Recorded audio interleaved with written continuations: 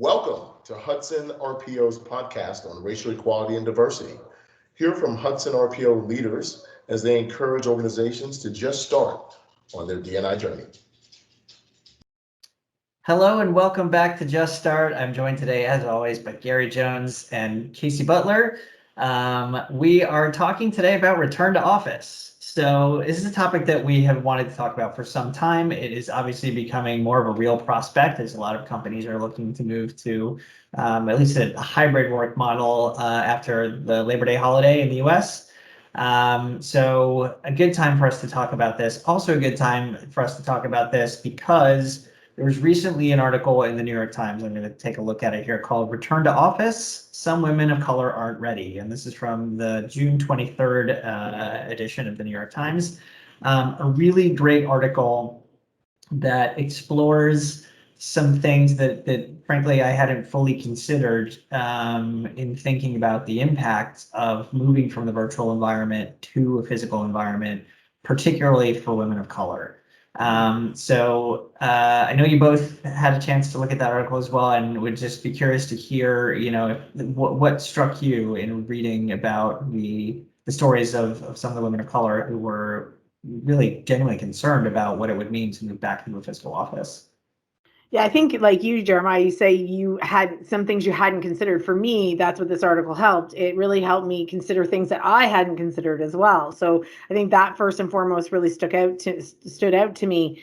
And one of the things that the women talked about is this topic that we have discussed here on the podcast, and that's around covering, and how I thought it was hearing them say that when they were working remotely, that wasn't as, it wasn't something they were as focused on working remotely, but then felt that returning to the office was something that they were going to have to then do, again, around covering. And just for those of you who aren't familiar with covering, it's, I guess the best way to word it is the way in which you protect yourself, or it's like holding back some element of your identity, right? So it's to sort of not have to put that out there to be dissected or criticized, or it's just sort of almost repressing that element of your identity in order to fit in a space where that identity might not be accepted.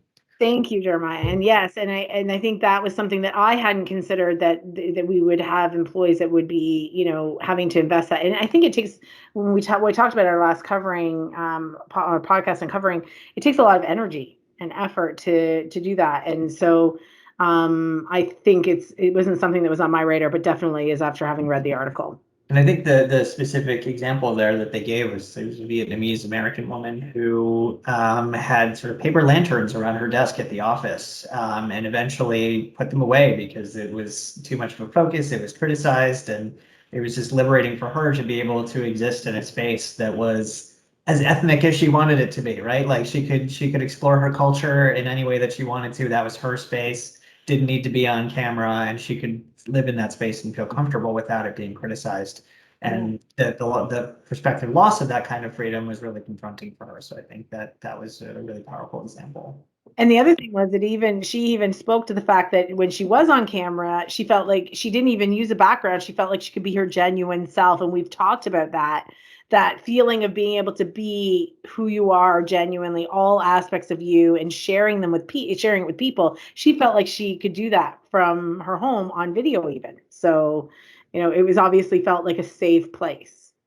Yeah, no, absolutely. And there's going to be an adjustment, hopefully what'll happen with, the women of the article, right, who are legitimately concerned because the environment that they left wasn't necessarily a conducive environment, right, for underrepresented groups. So hopefully, with all of the inertia, the effort, people watching this podcast, hopefully, and people who aren't, but are committed to, creating a more diverse, equitable, and inclusive environment, hopefully that's changed. But there's still going to be an adjustment, right, that has to be made on both sides.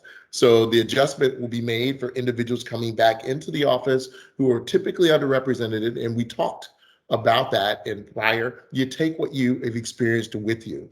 So it's not going to be an overnight thing. Hey, oh my gosh, diversity. Everything that I experienced, all these bad things that have happened to me now instantly go away because the environment is more diverse. That's not going to happen. Now, it will over time, but it depends on how you adjust your environment to do so. And on the other side of it, the individuals that are used to, whether it be consciously or subconsciously, that are used to a much less diverse environment will have to adjust because it's going to be to them, it's going to be different because the territory is new, or these individuals coming in that I don't know much about, what's going to happen or how that reaction is going to be. So there's going to have to be some adjustments on each side, and I'm interested to see and talk about how those adjustments will be made, and how the communication will happen in order for that transition to happen when people come on site. Yeah, look, I think I hope that, again, we've talked about that this podcast was born out of the murder of George Floyd, right? It originally had a very different purpose. It's since taken on a very different purpose. And so our podcast has existed in parallel with a lot of changes that have been happening in broader society and a lot of sustained focus on questions of diversity, equity, and inclusion in the workforce. So I'm hopeful that some of the things that women of color may have experienced in the workplace before they went into the virtual environment will look very different, right? So, so their experience is different, and so therefore maybe their outlook will be different. But I think it's important to understand what it is that they've found valuable in the virtual environment, and it is both about identity, but it's also been avoiding some of the negative things, like commentary on Black women's hair as an example. So that's not having to be on camera every day or not being seen in the office every day. That's something that that has been a real relief. Not having to dress or speak for that duration of time with sort of a white workplace in mind. These are things that they shouldn't have had to do, and they felt the need to do. And I think having an awareness that is a concern empowers you to be able to do something about it, and to think about how you can be intentional in order to make those people feel secure in coming back into an office environment.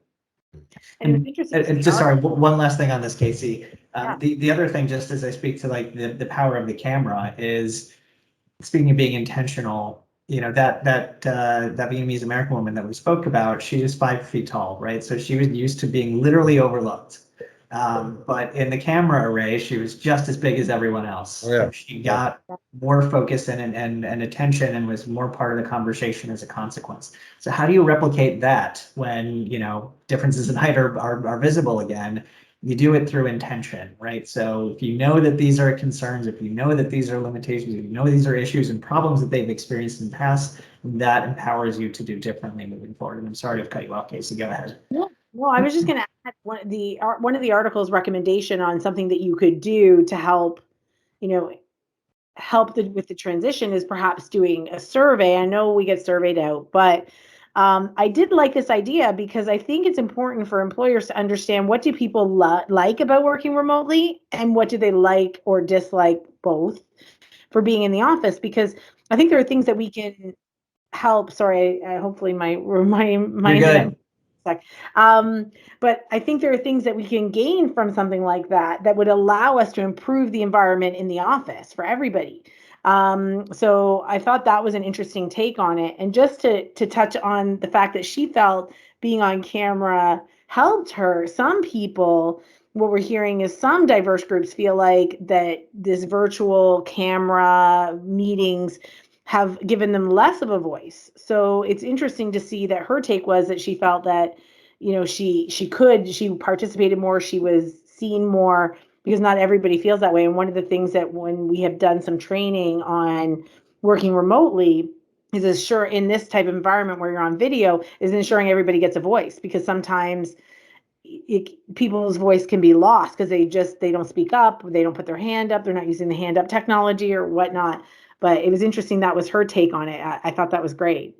Yeah, and it's a good point, right? Like what is good for one might not be good for another. Like, hey, guess what? That's diversity, right? Yes. So it is about understanding everyone's individual needs and acting intentionally to support their success in your environment.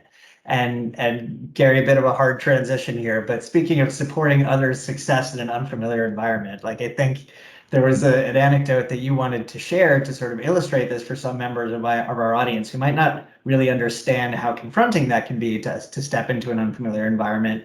But I think you have an anecdote that contextualized that quite well. So happy for you to take that one away. Sure, I do. Thanks, Jeremiah. We were talking, and I think it's a great example when we talk about adjustments. And we talk about, again, reiterating people coming back into the work. There's adjustments made on each side just because of the differences visually, differences just altogether, right? And in terms of practice and so forth. Anyway, this is on a social level. So, I have a diverse group of friends, always had.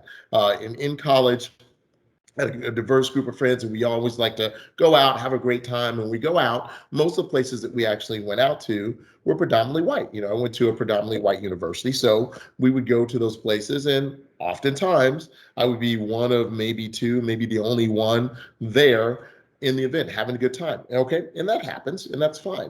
We just wanted to do something different, right? So my group of friends at that time that I was going out with, most of them were white, right? So we decided, hey, let's switch it up. Let's go to a club now that's predominantly black. It was on the other side of the tracks, literally, but great club, right? We decided to go to the black club.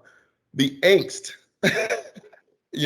from my friends, right, who were very close, it was just alarming in terms of, oh my gosh, what do we do? We're going to be the only ones, we're going to be sticking out, or we're going to be like a sore thumb. What's going to happen? Are we going to get beat up? What's going to, listen, guys, I do this every night we decide to go out. I am the only black person in a group of white people, right? And it happens to be okay, right? But now the transition, I think, is sometimes harder for the majority because they don't know, right? And for some reason or another, it's just harder for them to adjust in an environment that is certainly something that's different, an environment they haven't seen before, an environment that is certainly very unique and of the minority, no pun intended.